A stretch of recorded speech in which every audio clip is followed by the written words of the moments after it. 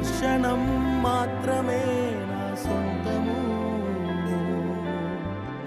చేతిలో ఉన్నదంత శూన్యము. దర్శనం ఇచ్చినాతో నడిచి ఆయన ఈ లోకానికి వచ్చి ప్రాణం పెట్టిన దేవుడు అయించున్నాడు.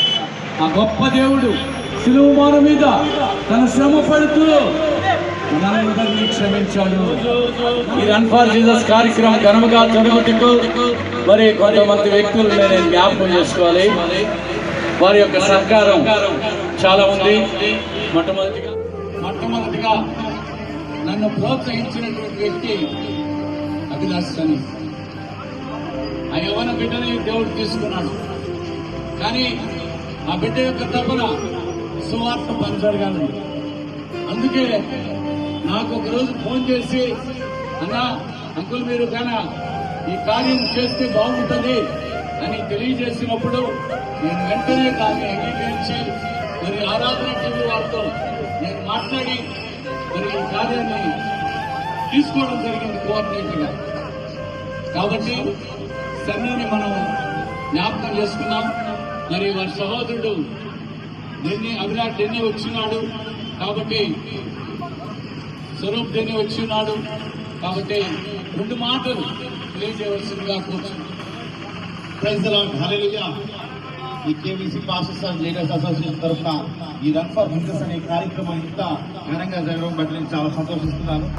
ఈ కార్యక్రమాన్ని ఇంత గొప్పగా నిర్వహిస్తున్నటువంటి దినకర్ అంకుల్ని బట్టి నేను చాలా సంతోషిస్తున్నాను.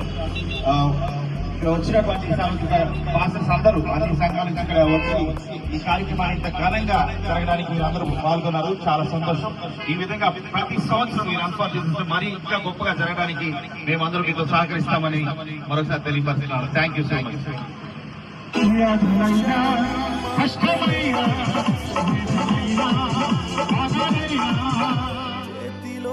ఈ రన్ ఫర్ జీసస్ కార్యక్రమం ఘనముగా వ్యక్తులు నేను జ్ఞాపకం చేసుకోవాలి. వారి యొక్క సహకారం చాలా ఉంది.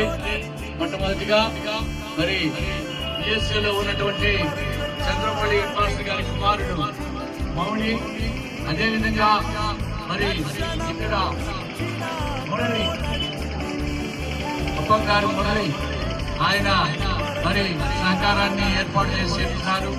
అదేవిధంగా మా యొక్క డాక్టర్ శాంతి దర్శనం మాత్రమే